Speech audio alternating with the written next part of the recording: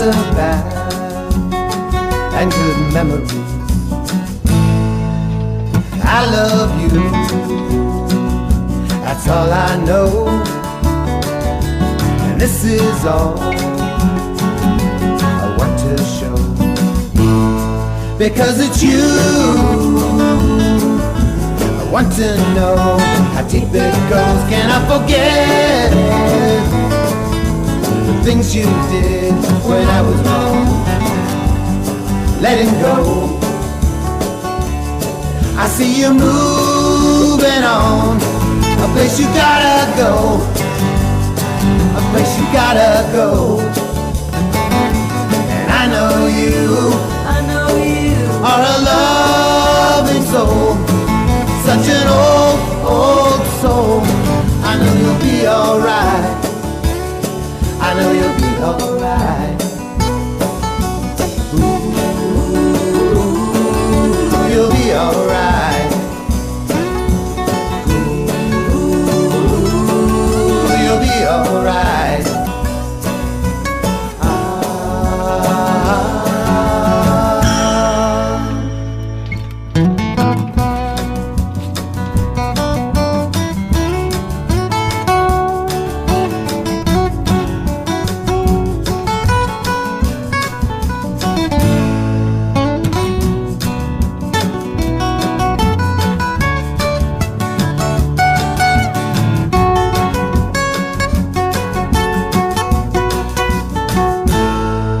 Looking back, what do you see? Lots of bad and good memories. And I love you, that's all I know, and this is all I want to show, because it's you I want to know how deep it goes. Can I forget the things you did when I was wrong?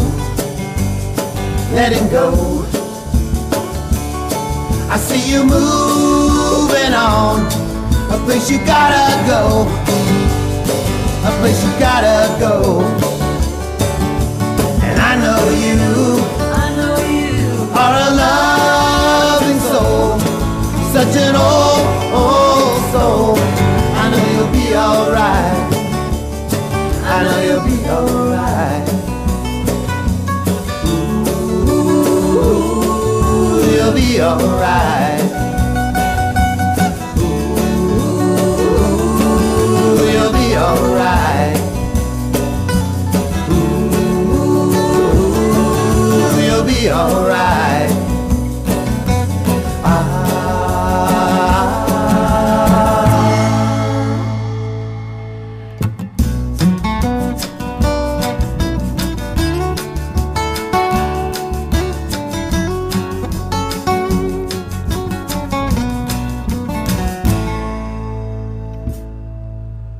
Good evening and welcome to the New Tribal Mind on KUBU Radio 96.5, the voice of Sacramento.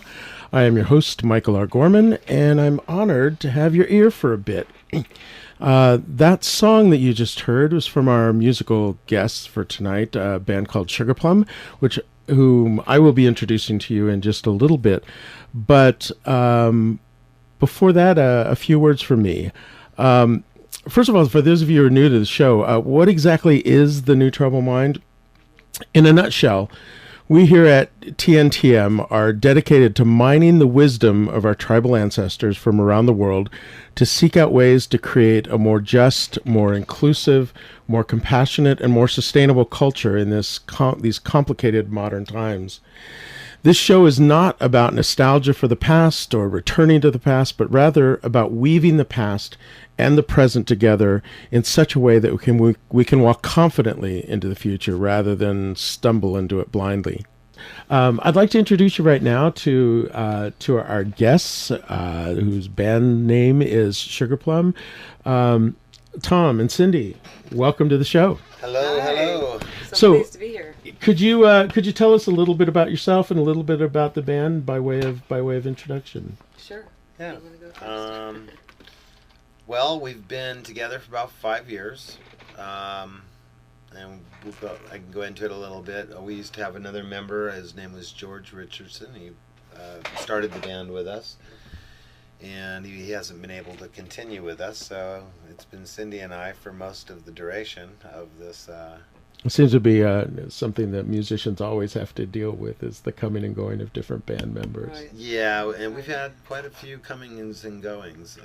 The thing we're lucky about is that we're all write songs. We're all songwriters, so we're Oh, not that's dependent good. on just one person. So you didn't lose your songwriter, Right. and then He's you're stuck a with, brilliant songwriter, but Tom also writes, and I write, and we co-write. So, yeah, George sort of brought us all together. I actually came here from Santa Cruz to hook up with George and do a bunch of recording of his original songs, and then he introduced me to Tom. So we played for about a year, and then he dropped out, and Tom and I kept going. We've had bass players, drummers, mandolin players, different people sit in with us for different events.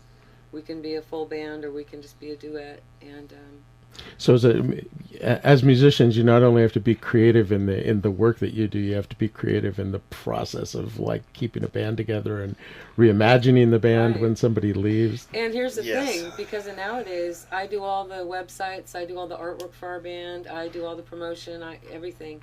So I have to always go in and change pictures. I have to go in and kind of tell our fans what's going on, and so that's a whole nother process. Wow.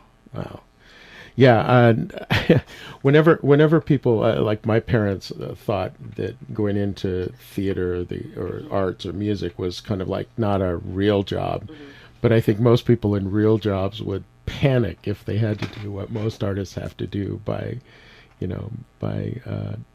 just the nature of the beast. So, do you guys have a song for us? Or Tom, did you? I guess we could let you talk too. Or this kind of sums up, a lot of the stuff that I write personally is messages. Hopefully they're not preachy, but they're fun with a good melody, because we're in sore need of wonderful words and music as far as I'm concerned, and we just really want people to feel great. Like, close your eyes, have a drink of water or whatever you need to feel good, and just listen. You'll have a good time. So yeah, we it's what music for the soul. We try to be positive. It is important, because there's a lot of negative messages in the world. Yeah, we don't write too many minor chord songs anymore. Even though those are the best-selling like the songs. ones I grew up with in the Catholic and the Church. ones I love to those, sing too. Okay, so this song's called "Love Is All That Matters." All right, you ready? Let's go. 2, 1, 2, 3, 4.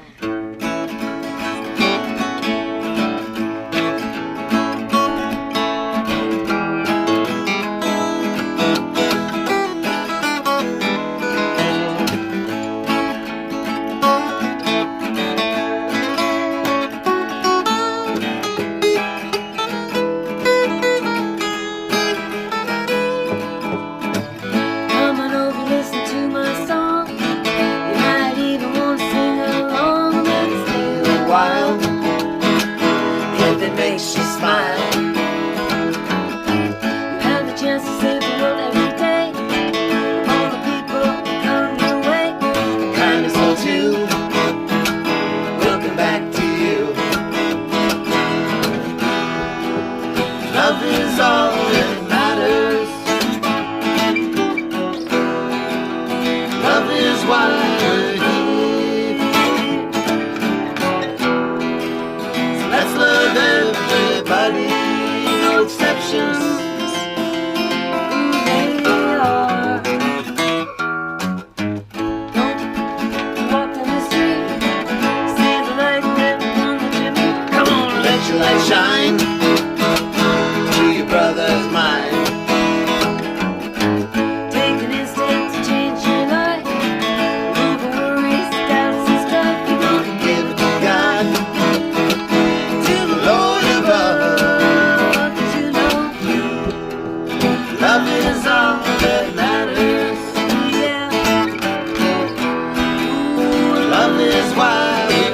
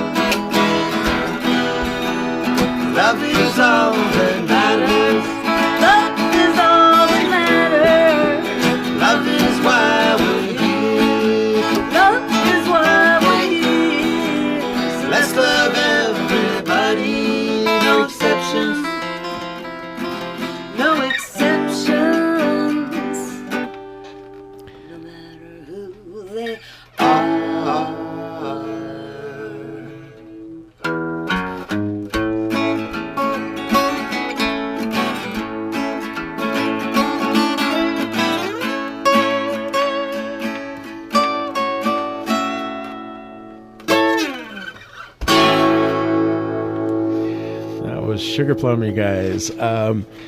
Nice stuff. Nice stuff. No matter So, who they are. question: you say that your songs are geared toward adding positivity and expressing love and expressing joy.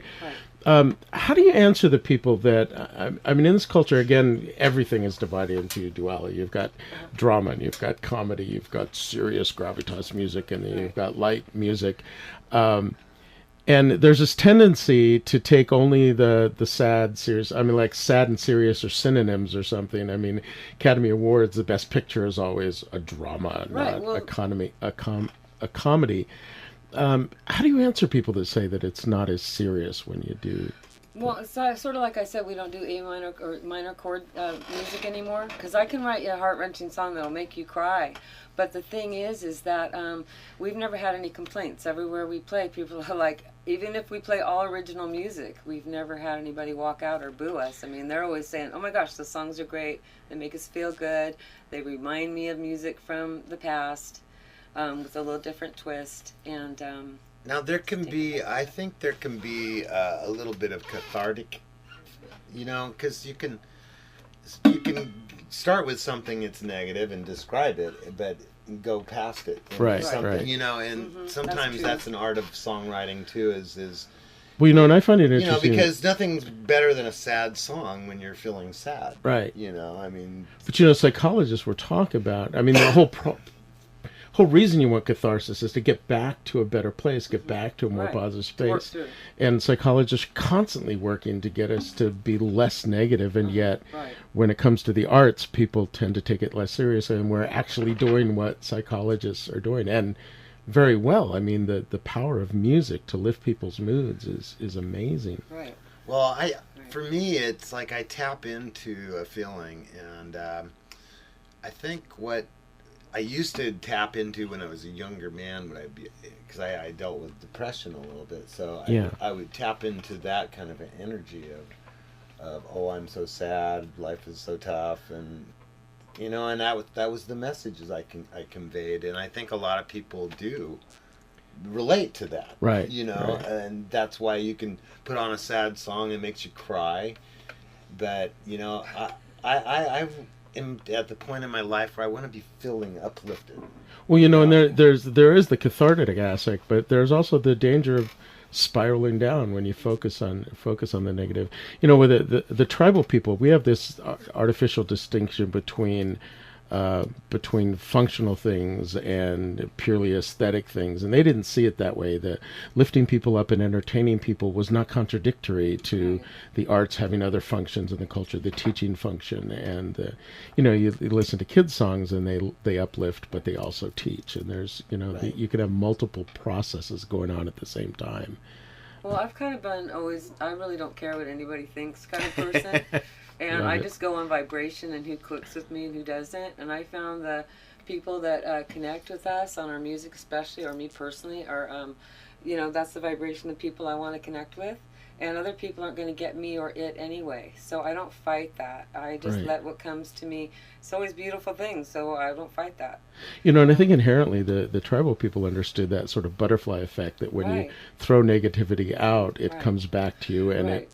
and there's enough negativity out there. We need to start throwing out some positive stuff. The butterfly effect makes good stuff. Well, we've had a couple different children tell us that they listen. This one little boy was listening to our CD every night. He said it made him feel so good when he went to sleep. And our neighbor that used to hear us practicing, he said the same thing. He goes, will you play those songs around 8:30 when I get to bed so that I can listen to your music? Because it makes me feel really Speaking good. of the butterfly effect, you get where you go to sleep with tends to infect your dreams, and and there's something about music also that's just mysterious. And even as a guitar player playing, I can't fully fathom what it is I tap into sometimes. I call it spirit. Right. It's just coming right through me sometimes, and the vibrational levels that are beyond words. I think that's one of the things that sort of scares the powers that be in this culture, because there is a very powerfully intuitive aspect to the arts, which is traditionally thought of as, a female thing, and female thinking, female anything, scares the men who run this culture, because they don't know how to deal with it. and which is why the arts end up being the first thing in the schools to be cut and the thing that the system fears the most. I mean, we're yet again dealing with people in Washington want to cut funding for the National Endowment for the Arts and for public radio and public television, Exactly. and it's because of that fear. Yeah. And so, how do you think? I mean, how do you deal with the fact that the culture tends to not value the arts as much as they should? I kind of do it on a personal basis. I also teach art classes and I do face painting. So I just, as we've talked, it's, art and music was in every culture. It was the first thing in any culture. There was cave drawings and there were drums. Yeah. So music, again, I don't care what other people think or say. We always know that was inherently it was before any schools or scientists became popular or any of that kind of stuff. So I just think, again, you have to spread it on a personal level. Like I always spread really positive things on Facebook. I put positive pictures. I put positive things to remember, little quotes, things like that. I don't ever post any drama whatsoever. Nice. I try to post positive artwork. And it's the same with people I deal with.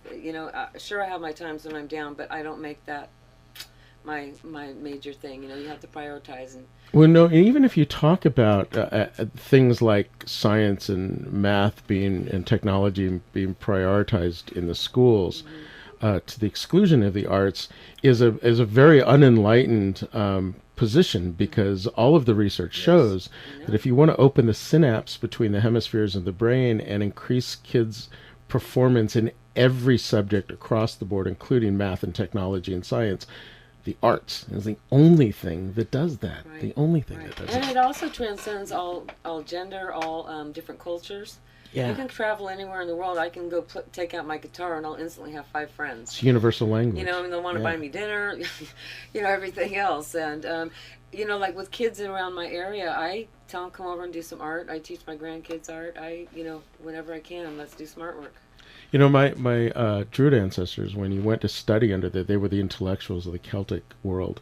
And it was a 14-year process of training. Wow. And the first 2 years were nothing but the arts, because they didn't think you could be a wise person without that shift of consciousness that goes on with the arts. Yeah.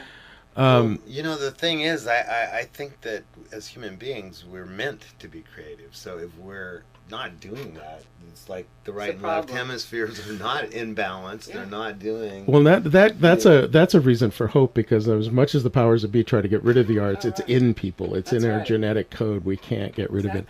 I really hate to. This happens all the time with the show. I think how are we gonna fill all that time? And then we get to we're just about to finish up the first half of the show, and we will be back with Tom and Cindy and Sugarplum to talk about their art and how it fits in the culture. And so hang with us, and we'll talk to you in just a bit. Welcome back to the second half of the new Tribal Mind. We are here with our musical guests, Sugarplum. And before we forget, when I'm having great conversations like this, it's really easy to forget the detail stuff. So before we forget and run out of time, could you guys give some information on contact information, how people can find out more about you if they want to? Sure, that would be great. You can go up to your search bar if you're on Facebook and type in Sugarplum The Band. Not Sugarplum, but Sugarplum The Band. And if you like our page, you'll see all of our events, our artwork, our music, past events, etc.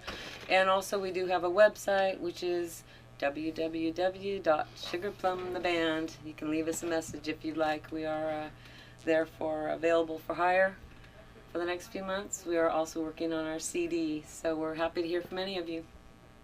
So I'd like to say, when I know you guys are working on your album, when that's done, I would love to have you guys back here to talk about it and share some music from the album. Fantastic. So for now, Tom, you have a song for us. Yeah, we were talking about earlier about when you were talking about the dichotomies and the dualism, and I went through a period of time where I was really started to learn how to honor the divine feminine, and it really made a very a profound effect on my life. Matter of fact, I was able to open up space for meeting such a beautiful woman as Cindy. And truly, I had to do some work on that. That's awesome. That's awesome. And she showed up because of that balance. And so this song is kind of... I don't mean to interrupt you, but you just gave a profound piece of wisdom. I don't know if you did, because musicians tend to do that by rote. But the fact that you worked through things, you went through healing, you expanded your mind through the arts. The tribal people understood this, and not just for the musicians and the performers and the dancers and the drummers themselves, but for the culture itself. And that's a powerful aspect of the arts that we too often lose sight of because we separate it off into something separate. So thank you for sharing that. That's pretty amazing. It's been very powerful because opening up to that has helped me as a performer and a songwriter. And this is one of the songs that kind of came out of some of that energy that when I was doing this healing work around that. It's a song called Move It. Count it out. 1, 2, 3, 4.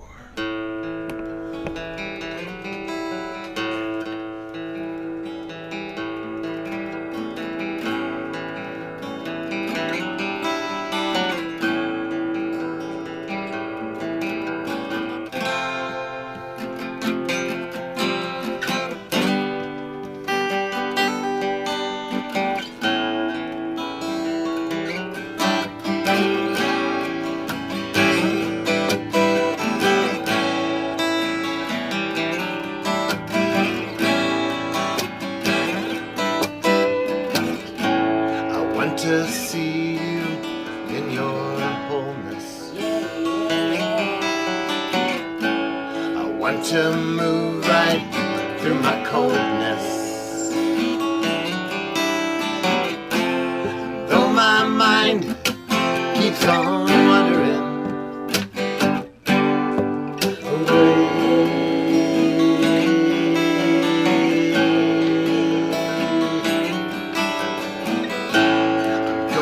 Keep my feelings flowing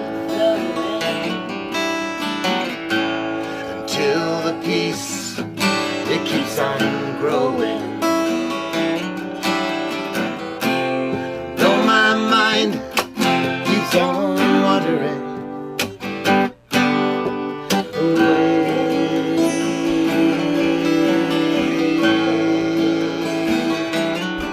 I said move it. You gotta move it. I said move it. You gotta move it. Though my heart keeps on breaking away.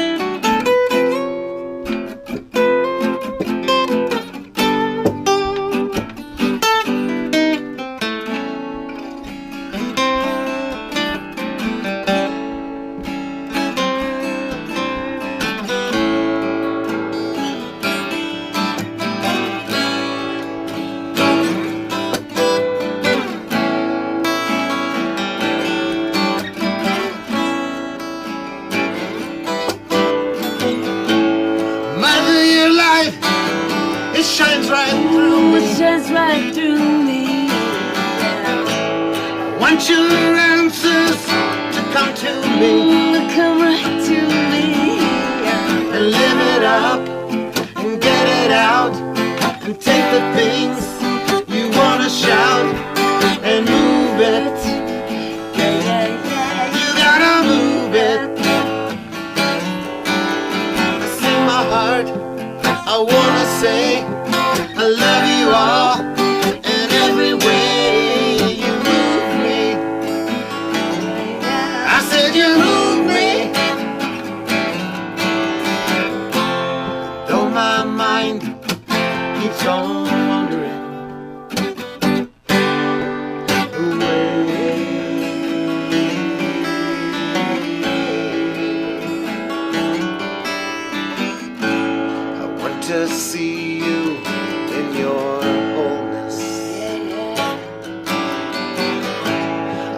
to move right through my coldness.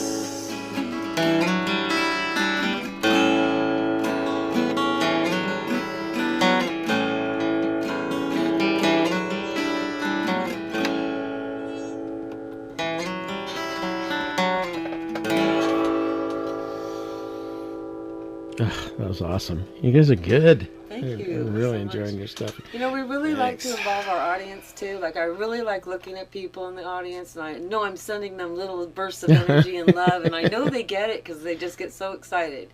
That's the thing for me. And when we record this, I want to put every ounce of that energy on our CD. So I don't care if people are at home or they're seeing us live. I want them to really feel that real love and woo, magic kind of stuff. That's another piece of the power of the arts, is that sort of bridge building and that connecting.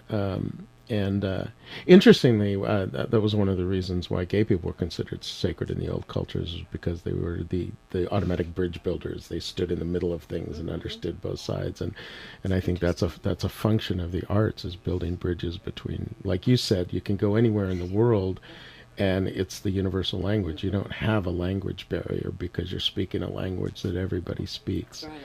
Right. It's kind of an awesome responsibility as a musician, don't you think? Well, I think it is, and that brings up something for me that I've noticed, and that is that when I'm performing, and people love that. They love the energy, especially when we get all amped up and we got this good energy going. And I've noticed that a lot of people, I think that people want to be able to do that themselves. They want to be able to get up in front of people and do what we see all of our the favorite people that are performers. It's like vicariously living through them. Well, in a sense, as an artist, you give that to them. You give them an expression that they might not be able to do themselves, whether it's because of their the lack of knowing the craft or whatever. But you draw them into that. Well, that's the entertainment fact. That's I realized that at some time learning how to perform and do it, how important it is what I'm doing. Entertainment. Right. I mean, it's really important. But again, like the tribal people understood it, it's not either an either or situation. There's the entertainment factor, there's the teaching factor, there's the cathartic factor, there's the vicarious expression factor, all of which an artist or a musician has to work with. And then on the other note, I want to add, it's so important that then what the audience brings, because I've been audience as well. Exactly. We all want to feel like we're a part of it. That's why I said I like to make the audience feel real inclusive by looking at them and, hey, you're part of this too. I'm not just here up on stage by myself. You're part of this experience right now. And really, that's not, when you say that, it's not like a patronizing thing with the audience. No. So I want us because to all they be really friends. do have to bring part of it into it It's to make their it work. energy. Yeah. So, When I hear people say, "Oh, well, I'm only an audience member," I'm like, "Well, then you're half of the whole process," because performers would be nowhere without the audience and with their histories that they bring to it, with their insight that they bring to it. The speaking, giving people that vicarious experience. Back when Hurricane Katrina hit, and it was like the Thursday, and there were still bodies floating in the street, and sometimes I get so angry it takes a long time before I can write anything about it, but I was so angry I had to write, so I had to get my own catharsis out, and I wrote this very long poem about everything that led up to it, and why things fell so horribly apart, and the racism involved and everything. And I took it down to Luna's Cafe here in Sacramento, which is the longest running poetry reading in Sacramento, Art Luna. If you guys have never been to Luna's Cafe for their music or their poetry, get down there and say hi to Art Luna. Tell him Michael said hi. He's an amazing guy. He's one of the most loyal supporters of the arts in town as far as business people. He's an amazing guy. It's on 16th Street. Anyway, enough of plug for Art Luna. So I took this poem down and I read it, and I had never actually heard of this happening, unless, except maybe Maya Angelou or something. But I read this poem, and I got a standing ovation for it. And I realized, and it was this burst from people, and it was such a profound honor to realize I had just spoken something that they all needed to speak but didn't know how, or it was too soon for them to talk about. And they thanked me back by giving me the standing ovation. And that's really, the applause from an audience, that's what it's about. It's like a thank you for... It's a little blessing, Yeah. And you can't let it go to your head. You see a lot of performers, they think it's easy to get puffed up by that. Right. But really, that's not our job as entertainers. Well, and we're not there to get puffed up. We're there to get... And we're not here to get awards. That's what it's about. We're really not here to get awards. Right. We're here to help every other person we come in contact with. And I think there's a danger, and I think really good artists understand this, whether they're actors or musicians or writers, that if you take the awards too seriously, you're really in danger of losing it, that you're not going to be able to do that connection anymore because it becomes about you. You change the reason for... And the fact that it's not just about you. It never is just about you. It's about you and your connection to the audience, connection to the culture. The fact that, if you're speaking what other people are wanting to speak, it's because you're just paying attention. And right, you're tuning into that frequency. Anybody can be a singer, songwriter, guitar player. There's a dime a dozen. It's just how you use it, really, and who you want to connect with, and what is your intention. And so where do you think, as performers, how does that, for those people that aspire to be musicians that are out there performing and connecting the audience, where does that come from? Is there something a musician can do to try to develop the ability to make that connection? What? I think it's just like trying to develop your spiritualness or any kind of talent, anything you want to, whether it's better at cooking or gardening. It's just something you work on. If that's your priority, to be an awesome musician, then it will come to you. If that's your priority, you'll find ways to do it. If your inspiration, like mine, is really to reach people. I've been told since I was little, oh, you're a good singer, and that's a nice compliment. But to me, I would rather somebody come up and say, your song really made me feel good. And we've had people with different diseases and ailments tell us that, your music really made me feel good. And that's the best compliment in the whole world, because that's what we're here for. That's another aspect of music in the early cultures, was its healing aspect. Exactly, because there's enough music out there, that you can blast 24/7. I personally listen to classical music in every room all day long, even though I'm a rocker by heart or Motown girl. But it's just because there's soothingness in that. Well, it's something I used to tell my son when he was starting out as a guitarist and a singer and a songwriter. I said, whatever genre you choose to perform in, the best performers are the ones who know the other genres, or are classically trained, or who pay attention to other types of music, because you bring that broad perspective into your own art. Bring a little from column A, a little from column B, Exactly. Well, one of the things I think about this is there's a difference between, I've definitely found there's a difference between learning your material and performing. What I mean is, you can sit at home and learn your material until you're rock solid, right? But until you get out and play in front of people, I would say that's one of the pieces for you, saying to tell people what to do.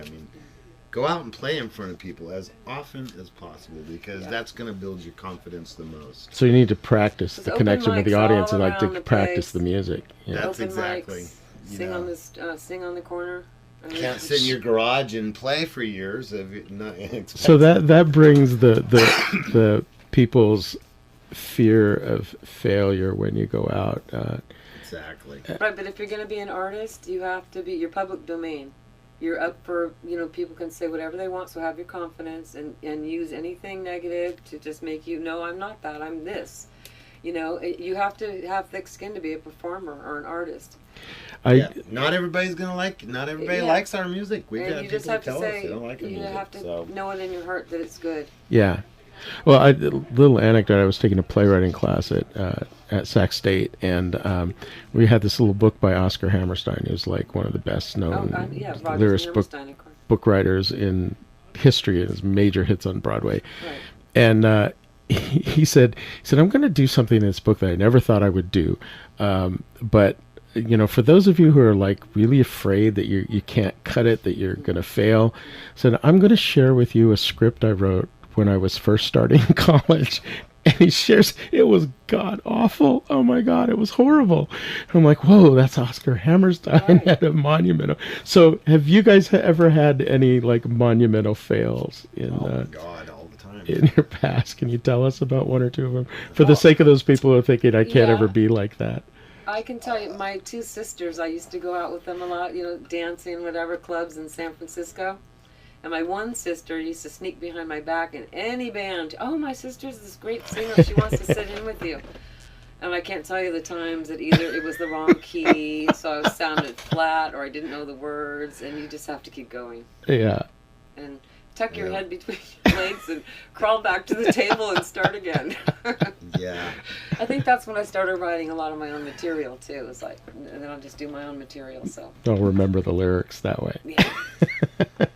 Although I never remember my own poetry. I always have to have it in writing. Yeah. That's that. Well, yeah, years ago when speaking of monumental fail, I was doing an open mic and I completely forgot the song and stopped. And my girlfriend at the time was just mortified. She was just like, what? She looked at me and said, what are you doing? And it was at Fox and Goose over here years ago. Were you playing 90s. with her? I was playing with her, and she was just, I totally embarrassed the heck out of both of us, man. And so I never stop anymore. Yeah. It's like, no more stopping. You got to pretend you didn't make a mistake. Well, that's what they tell you in theater, just get in character and just whatever, just keep on plowing through no matter what. I think if it's that horrible, at least make a joke. Stop the guitar, and then you could go on. It was definitely the most awkward I've ever felt in front of a bunch of people. Well, and the audience doesn't have the chord progressions and the lyrics, so unless it's really bad, they won't even notice, which is that was really bad. Good and sad all the time. That's awesome. Well, I remember once my son, when he was younger, asked me a question, and after I gave him an answer, he goes, God, Dad, you are so wise. And I said, yeah, don't let old people fool you. And we've just lived long enough to F up and learn from it. It's like you too will have your opportunities to F up and learn from it. Because it's true, we learn so much from our mistakes. And they're more memorable because we never want to go through it again. Hopefully. So tell me about, speaking of music's place in the culture, bringing it down to more specific, what is your vision for yourselves as a part of this culture, as musicians within this culture? Well, I'd really like to have our music be, we have fans worldwide because we have had a few websites out for about 5 years. So we do have fans around the world, just about every country. And I really just want more and more people to hear our music. And the big vision is, of course, doing some tours and concerts, that thing. But I've always wanted to give back. I've written a few children's books, and I have a real thing that I love children so much. I would love for a part of our proceeds to go to, helping children. Basically, I don't think any child should ever go to bed hungry or even be hungry in the middle of the day. Agreed. So my thing was always like, hey, we get people to go to our show, and 1/3 always goes back to children. Because then you feel great about going to the show. You can kids can tell their parents, hey, I'm giving to charity by going to this show. Yeah. It's a win-win-win. It's a win for us, it's a win for them, it's a win for kids. So that's my larger vision. That's cool. So, do the arts really have the power to change things, other than the obvious of providing money for people in dire situations, people that are hungry, and if so, how? Well, I always think outside the box and have so many ideas. I mean, I've sold art so many different ways. Before I even went and got my art degree at Long Beach State, I was always doing things. I was making blankets for people and selling them to people that I worked in offices. I'd be painting them on pots. People came by on my lunch break. Oh, what are you doing? Can I have 5 of those? There's just always a way to sell something or get money for your art. And in the case that you don't get money, you still get this great feeling from, you can buy a box of watercolors for 99 cents. and go get some paper for, $1 and sit and paint all day long, and maybe you'll sell it, maybe you won't, but you still feel good doing it. That's true. I think we tend to, again, because we tend to box things in this culture, there's either there's the successful artists and then there's a not. Whereas in the tribal culture, it's like everybody, it's still in Ireland, which is where the Celtic culture lasted the longest. Right. You don't pay taxes if you're any kind of an artist. Wow. Because they see that as a central role, and they revere their musicians and dancers and artists. I mean, I was a rock star because I was a poet. Everybody wanted to take me out for a drink or take me out to dinner, and they have poetry on their paper money. It's just everywhere in the culture, and everybody does it. I mean, not everybody has the illusion about being the great musician or the greatest singer, but everybody does it because there's a place for all levels Exactly. of art. And the thing about music is that the messages that with the words and the music combination that you can get across are it's amazing. I mean, and it can be good or bad, and I have felt like there's just so much focus on negative stuff in the world that part of my intention with this group is just really to bring some positive energy that that kind of soothes people. Like our moniker on our one of our posters is music for the soul. It's to soothe the soul, and I think that's what music can do. It's capable of doing. It can also amp you up and make you really angry. Right. Which might be good. Like Rage Against the Machine spoke for me. Right. And some of their rock and roll. So there's time for all kinds of expressions, but when you're talking about hating and beating people up and any kind of angst about getting back at somebody, or I'm so screwed up I'll never make it, I try to really stay away from that stuff. Another thing about the tribal consciousness, as opposed to this, I call it the dueling dualities. Everything's two-sided, and you pick one side and fight the other sides. We're always fighting each other. It's never about that sense of the two sides being two halves of a whole. So the catharsis and the healing are two sides of the same thing, and we've lost sight of that because we set everything into a battle. Well, you're right. It's just like people always say, "Oh, I'm screwed," or "I'm a victim," and this terrible thing happened. Well, if you could look at it as just an experience, and it's a contrast to what you want. So when the terrible, quote, terrible thing happens, it lets you think about what you do want and what you don't want. So you see what you do want, and then you can take that as a positive, because I don't like this. So I don't want this to happen. So I'll focus on the positive of what I do want to happen instead. Right. Wallowing in the what you don't like. It's funny sometimes when I talk about my own history with, I've been through some pretty horrific stuff. But I sometimes, when I'm in a good frame of mind, I forget that it's horrific stuff. It's just like that stuff that happened that I learned some really cool stuff from, and that helped me make me who I am. And I'll start talking about my life and get this deer in the headlights look from people like, "Why didn't you slit your wrist?" I'm like, "Oh, wait, yeah." Well, the problem becomes when you start to redefine yourself continuously every day about all that stuff that happened way back when. Right. Right. That's the real unhealthy thing. Yeah. I get to redefine myself anew from today. Exactly. And forget about the old story. Yeah. So what's important about what happened to me was what I learned from it that informs my journey now, not right. And I don't want to go back and wallow in it, but I don't want to forget it at the same time. Take from it with what is positive. Yeah. So we're sadly getting close to the end of our time. I want to pick your guys' brains more, but so you want to take us out with a song? Yeah. Okay, so this song is called "Seek the Truth." So everybody just close your eyes, relax and chill out, and just try to listen to some of these words, because they're there to make you feel good. 1, 2, 3, 4.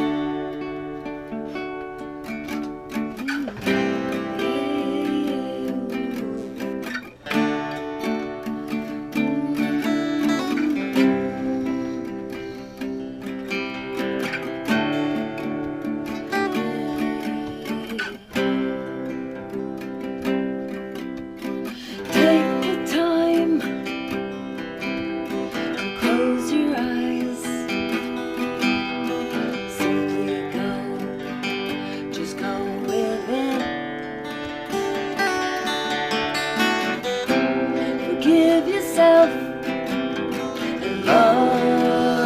yourself. Your healing will begin right away. Just seek the truth, it's all you have to do. Forget the past and leave it all behind. Forget all hate, it causes fear. Forget your pride, it brought you here. And try to find your light inside.